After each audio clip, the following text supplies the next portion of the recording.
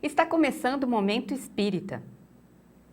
A tarefa de construir um mundo melhor começa em nós, mas ela não existe sem a soma das atitudes de todos os seres humanos.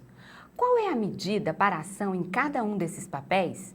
Para responder essa e outras questões sobre a responsabilidade social e individual, está aqui conosco a educadora Sheila Costa. Sheila, seja muito bem-vinda ao Momento. Muito obrigada pela oportunidade. Bom, para que a gente possa inserir, né, os nossos telespectadores nessa temática, eu queria que você definisse para nós qual é o papel dos indivíduos inseridos em uma sociedade na visão do Espiritismo. Bem, nós espíritas sabemos que nós somos espíritos em evolução. Então, nós estamos aqui para evoluir e para fazer evoluir. Nosso papel, então, é esse, é cuidar do nosso progresso individual e, ao mesmo tempo, ficar de olho no progresso coletivo. Bom, um modelo de ética nas relações econômicas está muito em moda, que é a responsabilidade social. Como você acha que essa postura tem a ver com a proposta espírita de estar no mundo? Primeiramente, essa proposta começa a refletir alguma coisa que o Espiritismo nos diz, que não é possível separar a vida da religião.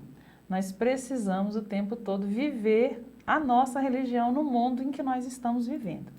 Então, se a responsabilidade social saiu do movimento empresarial, é porque tem empresários que estão começando a viver uma nova ética dentro do seu lugar de trabalho e fazendo outras pessoas compartilharem isso com eles. E nós, como espíritas, precisamos prestar atenção realmente nisso, que não existe separação entre aquilo em que a gente acredita, que é a nossa religião, nosso princípio doutrinário, e a maneira como a gente guia as nossas ações no mundo. Nós precisamos viver de acordo com aquilo que nós acreditamos. Você concorda com a afirmativa que eu fiz no início do programa de que a atitude individual se cruza com a construção de um mundo melhor? Com certeza, não tem nada que se faça sem a pessoa se modificar por dentro. Sem uma mudança na atitude individual, o mundo continua exatamente como ele está. Porque nós podemos construir casas para todo mundo, ter um bom programa de habitação, de conceder escola e etc. Mas se as pessoas não se modificarem interiormente, os problemas vão continuar. Eles só vão modificar de feição, mas vão continuar aparecendo. Então, qualquer coisa que tenha que provar uma mudança social tem que primeiro passar pela mudança individual. Bom, voltando para a questão especificamente da responsabilidade social, o conceito da responsabilidade social envolve uma prestação de contas à sociedade onde o projeto desenvolvido está inserido. Como você acha que esse conceito de prestação de contas impacta nas relações humanas? Bem, a primeira coisa que nós precisamos tomar consciência é de que não se mexe no meio ambiente nem no meio social sem efeitos individuais e efeitos sociais. Então, se nós mexemos no meio ambiente para obter alguma coisa da qual nós precisamos para o nosso lucro, nós precisamos também ter consciência desse impacto no meio ambiente e no ambiente social. À medida em que essa consciência se instaura na pessoa que mexe com isso, nós vamos observando mudanças de comportamento. E aí o respeito começa a acontecer, se mexe com menos sede ao pote, né?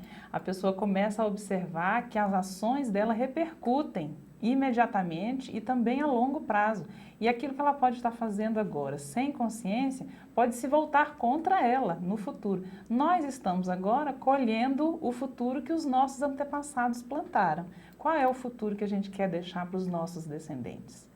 Mas você não acha que, assim, quando a gente fala desse tema da responsabilidade social, parece que essa responsabilidade social, apesar da gente estar discutindo aqui de se estar conectado consigo próprio, com o trabalho de mudança interior, não parece que é uma responsabilidade de quem tem negócios, de quem gere o planeta, de quem constrói o planeta, e não de cada indivíduo? Assim, você falou no início de que o espiritismo pede que a gente se engaje, né, numa luta interior, preocupada com a construção de um mundo melhor.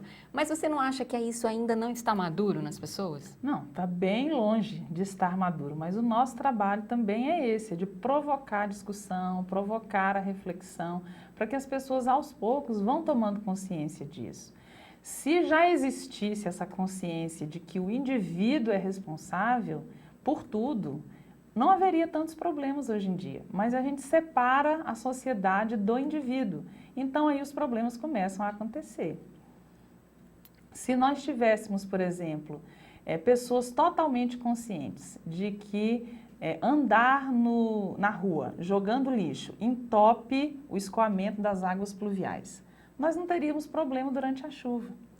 São coisas que acontecem que a pessoa que joga um papel ali na calçada não pensa que esse ato tão pequeno, às vezes tão sem importância para ela, vai ter consequências muito poderosas. Por quê? Não é só ela que está fazendo. E se cada um não tiver consciência do seu próprio modo de agir, a soma desses atos impensados é que produz o problema social que depois todo mundo tem que ajudar a resolver de alguma forma. Bem, a responsabilidade social também traz à tona a questão dos códigos de ética, né, nas relações sociais e econômicas.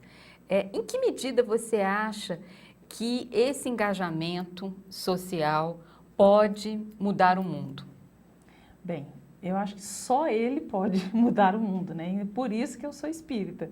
E por isso que eu costumo falar para as pessoas que ainda não são, que não interessa nem que elas sejam ou não sejam, mas que assumir essa atitude é parte, inclusive, do próprio movimento religioso. Que a gente precisa tomar consciência disso, de que a sociedade recebe os nossos produtos e que ela é um produto daquilo que nós somos e daquilo que nós fazemos. Todas as religiões, de uma forma geral, têm uma preocupação básica com isso. Mas na doutrina espírita, como a gente entende que o espírito está em progresso contínuo, que esse progresso não para até que ele atinja a perfeição, a nossa maneira de ver também eu acho que é mais profunda. Não existe uma preocupação do espiritismo de que um dos papéis dos seres humanos, quando reencarnam, né, uma das funções, uma das estradas de evolução seria o papel que ele representa no mundo, né? Inserido na família, inserido no ambiente de trabalho, na comunidade. Dava para você desenvolver como é que isso funciona dentro da doutrina? Como o espiritismo responsabiliza o ser humano por estar no mundo e construir um mundo melhor? Bem, como eu disse no começo, né, nós estamos aqui como espíritos em caminho de evolução. Então, se nós sabemos disso e sabemos que as nossas ações têm reações, né, a lei de ação e reação nos diz exatamente isso, o que nós provocamos gera efeitos e esses efeitos são inevitáveis. Não adianta a pessoa tentar fugir do efeito depois que ela cometeu o ato que gera aquele efeito. Ela vai, de uma forma ou de outra, estar jogando isso em cima de alguém e mais cedo ou mais tarde em cima dela própria. Mas, se nós temos consciência disso, a maneira de agir precisa mudar. E não há como ser realmente espírita acreditando em tudo isso e continuando a agir do mesmo jeito, como se age todos os dias. Nós precisamos mudar a nossa maneira e com coisas muito pequenas. Às vezes nós achamos que a violência no mundo está muito grande, mas quantas vezes nós somos violentos dentro de casa, no ambiente de trabalho? Qualquer movimento de violência individual potencializa a violência coletiva. Então, se nós sabemos que a violência está grande, nós precisamos também dar esse passo para trás, começar a repensar as nossas atitudes para deixar de contribuir com esse aspecto turbulento do mundo. Se nós acreditamos, por exemplo, que está faltando solidariedade, mas nós passamos por uma pessoa em sofrimento e nem sequer olhamos para ela. Então, nós precisamos começar a perceber em que atitude individual nós devemos mexer para melhorar o mundo em que nós estamos. Bom, o que eu, na verdade, te questionei, eu achei interessante você levantar isso, mas, na verdade, era assim, quando você reencarna e lá escolhe ser médico, escolhe ser jornalista, escolhe ser advogado, O que eu estava pensando era que cada papel que a gente executa no mundo também contribui, o papel social, não só o seu processo de mudança interior, que você muito bem sublinhou agora, mas o papel social, né, que a gente desempenha profissionalmente, não muda também, não impacta? Com certeza.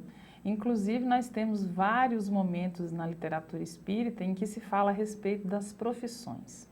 E no Livro dos Espíritos, no capítulo destinado à lei do trabalho e do repouso, se diz que toda profissão é uma ferramenta de atuação do espírito sobre o mundo.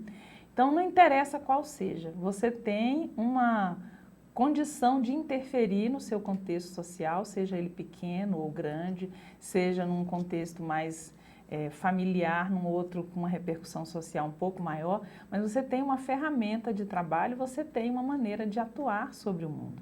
E o papel social profissional, ele é fundamental, bem exercido, ele pode ajudar muito. Quem, por exemplo, trabalha numa instituição que atende as pessoas doentes, como um hospital, uma clínica e etc. Se essa pessoa for para lá, mal-humorada, de má vontade, prestar um mau atendimento, ela não estará de jeito nenhum contribuindo para devolver a saúde a quem a perdeu momentaneamente. Um comerciante que visa unicamente ao lucro máximo, sem observar, por exemplo, que ele trabalha numa comunidade carente, ele está agindo como alguém que extorque, ele não está colocando um revólver na cabeça da pessoa, não está afrontando literalmente uma por uma, mas ele está contribuindo para a pessoa se sentir desrespeitada, extorquida, né? Isso é uma coisa muito séria. Bom, com relação à responsabilidade social, o que você teria para dizer sobre a questão do voluntariado? Eu acho que aí nós temos uma questão muito delicada. Primeiramente, porque tem gente que acha que fazendo um serviço voluntário, ela modifica tudo naquela 1 hora, 2 horas em que ela presta esse serviço e o restante da vida dela ela pode levar como quiser. Então, é novamente uma oportunidade para melhorar ou uma oportunidade para aprofundar essa questão da separação entre a religião e a vida. Então, a pessoa que diz, olha, eu posso ser o que eu quiser, mas eu me redimo indo no final de semana fazer um serviço voluntário qualquer, 2, 3 horas, uma manhã, uma tarde ou uma noite e está tudo bem. Não é bem por aí. O voluntariado, ele é na realidade um grande começo de uma mudança de vida, de postura para a humanidade. Mas a pessoa precisa trazer o voluntariado para os outros âmbitos da sua vida. Ela tem que começar a ser uma voluntária do movimento de reforma mundial.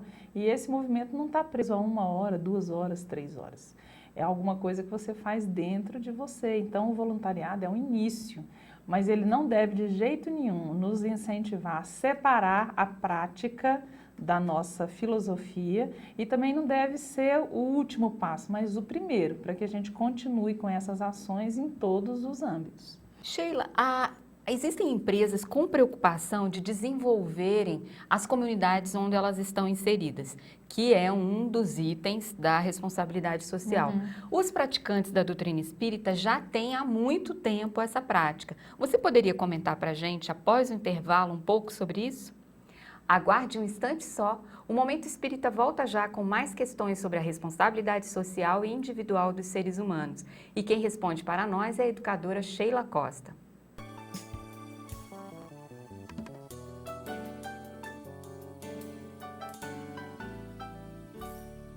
A Fratelli, divulgadora cultural e educativa, vem propor a você uma visão holística da vida, o equilíbrio entre corpo, mente e espírito, a harmonia entre ciência e religião.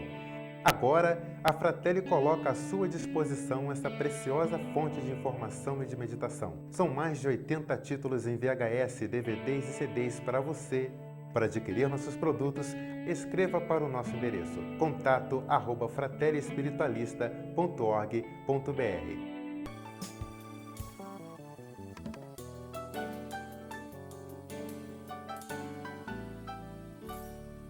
Voltamos com o Momento Espírita. Estamos conversando com a educadora Sheila Costa sobre a responsabilidade social e individual de cada um de nós. No bloco anterior, Sheila, eu comentei com você que um dos itens da responsabilidade social é a questão das empresas desenvolverem as comunidades onde elas estão inseridas. Esta é uma prática já da doutrina espírita de há muito tempo. Você poderia comentar para os nossos telespectadores o que a doutrina objetiva com esse atendimento, esse desenvolvimento das comunidades? Primeiramente, nós precisamos retomar uma frase de um grande pensador espírita, em que ele diz que o seu melhor dia é hoje, o seu melhor momento é agora e o seu melhor lugar é aqui. Nenhuma comunidade emerge dentro de outra comunidade por acaso. Então, toda instituição religiosa e social que aparece, ela tem um compromisso com aquela comunidade na qual ela se insere. Então, os espíritas que criam uma instituição espírita ou um trabalho de assistência espírita numa determinada comunidade, com certeza vão estar atuando em lugares que vão receber espíritos que, inclusive, podem até ser nossos devedores, né, do passado. Então, nós não vamos estar agindo ao léu. Não é uma coisa assim, ao acaso, que o acaso não existe. Tudo que a gente faz tem um motivo e esse motivo aparece mais cedo ou mais tarde. Então, desenvolver uma comunidade na qual nós trabalhamos ou da qual nós retiramos o sustento, como é o caso das empresas, né, que mexem com a responsabilidade social, é só uma forma de nós devolvermos o capital que foi transposto para o nosso trabalho. Já no movimento religioso, em especial no movimento espírita, se trata de auxiliar as pessoas que muitas vezes representam o tipo de pessoa que nós prejudicamos no passado.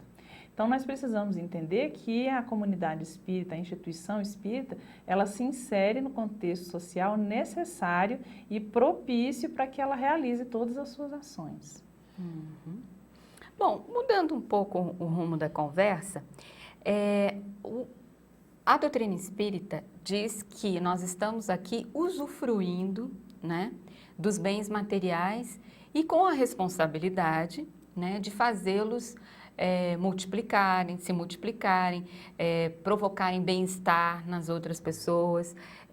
Você poderia comentar um pouco para os telespectadores essa relação da doutrina espírita com relação aos bens materiais, o estar no mundo?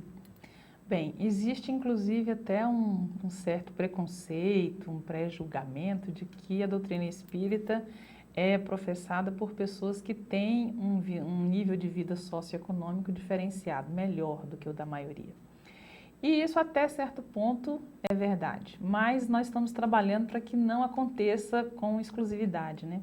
E nós precisamos perceber também que se existe o bem material, ele visa ao nosso progresso espiritual, ele é apenas uma ferramenta. Nenhum bem material é um fim em si mesmo.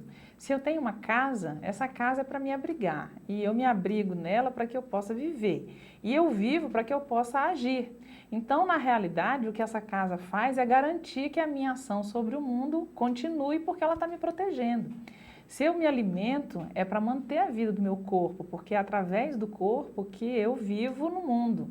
Então, não é para eu me alimentar ou deixar de me alimentar para que meu corpo sofra, mas para mantê-lo bem, de modo que eu continue agindo com consciência, com respeito no meio ambiente que me cerca. Se eu tenho dinheiro, esse dinheiro não é para me provocar distúrbios mentais, não é para me tornar sovina, não é para me tornar usurário, não é para me tornar perdulário, gastador, como na parábola do filho pródigo, né? Mas é para que nós tenhamos maneira de ajudar e de interferir positivamente. Nem todo mundo precisa ser pobre. Um empresário extremamente consciente, ele vai gerar emprego, ele vai gerar benefício, vai gerar ações sociais que vão desencadear bem-estar numa onda muito maior. Se nós temos, por exemplo, uma pedra pequenininha e jogamos essa pedra no lago, ela provoca ondas pequenas. Nós temos uma pedra grande e jogamos na água, ela vai provocar ondas maiores. Então, tanto no individual quanto no coletivo, a pessoa que tem o bem material, ela não tem. Ela detém por alguns breves momentos. Depois eles vão embora. Tanto que nós temos histórias de pessoas que foram muito ricas, perderam tudo e depois recomeçaram do nada, conseguiram reconstruir de novo. Porque o que faz, na realidade, o uso do bem material é a pessoa, não é ele em si mesmo.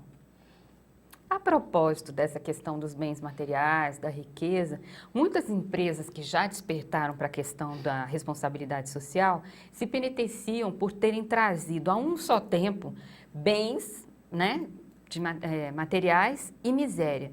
Na medida em que nós não avaliamos a forma como a gente se relaciona com o ato de consumir, a gente não reproduz isso também?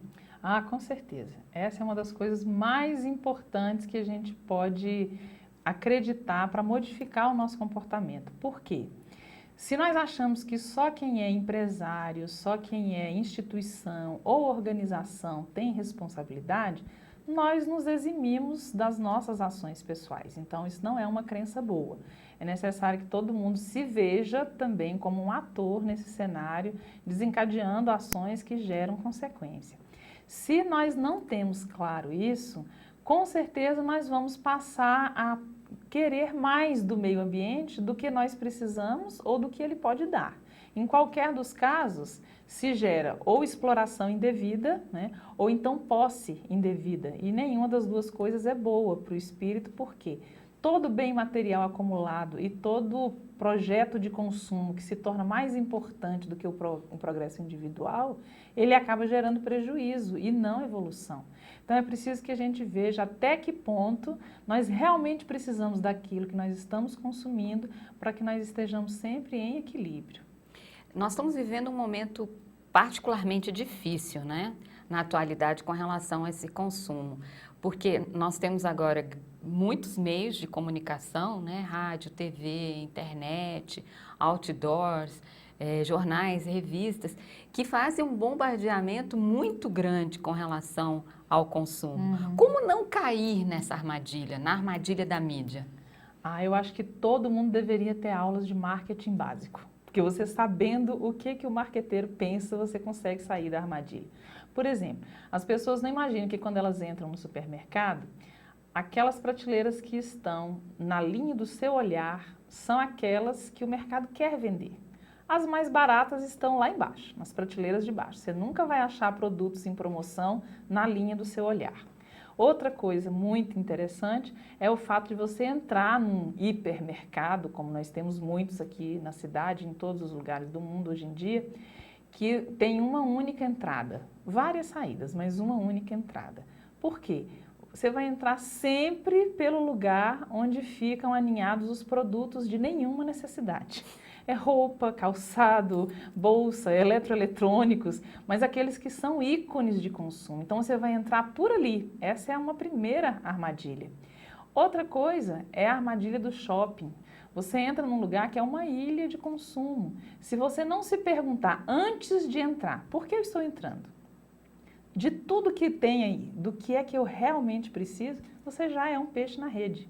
Então todo mundo tem que se perguntar isso. Por que eu estou comprando? Foi porque eu vi na propaganda, porque eu realmente preciso. Se nós não aprendemos a pensar, e a doutrina espírita é a doutrina da fé raciocinada, nós precisamos decidir com livre-arbítrio, tendo consciência do que nós decidimos. Se nós não pensarmos nisso, nós já estamos na rede de consumo e vamos continuar agindo assim. Então, a principal coisa do movimento espírita nesse aspecto é colocar as pessoas para pensarem. Por que nesse mundo que nós estamos, que nos bombardeia tanto, será que é impossível reagir? Não, é possível, mas começa pela autoconsciência, pelo pensamento, pelo questionamento. Bom, nosso tempo já vai se encerrando. Minha última pergunta, Sheila.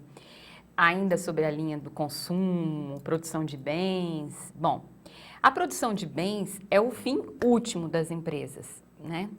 Só que isso colide com essa questão do consumo. Como você acha que a doutrina espírita pode contribuir para esse enigma, né? As empresas precisam produzir, precisam ter lucro para que elas possam ter lucro, para que elas possam gerar emprego, produzir bens que são, às vezes, de primeira necessidade para a gente, não de última, mas de primeira.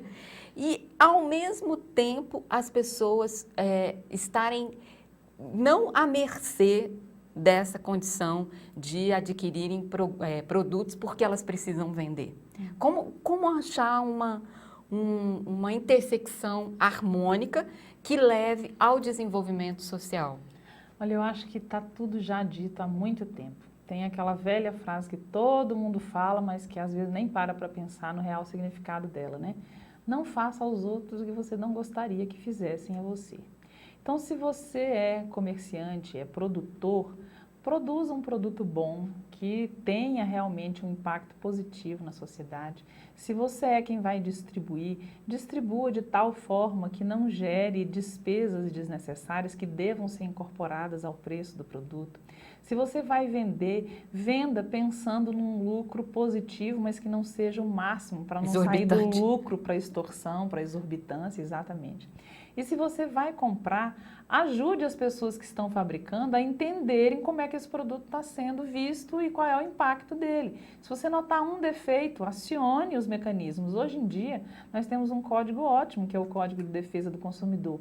Mas às vezes as pessoas ficam com medo de agir com base nesse código, porque eu vou ser chato, eu vou ser cri-cri, as pessoas vão achar que eu não quero pagar. Mas não é isso. Nós precisamos arranjar o nosso jeito de interferir e interferir com consciência, com propriedade, para que o contexto inteiro se modifique e aquelas pessoas que inclusive não têm poder de reação, porque ainda não têm instrução, também consigam o seu benefício. A nossa responsabilidade social também passa por aí.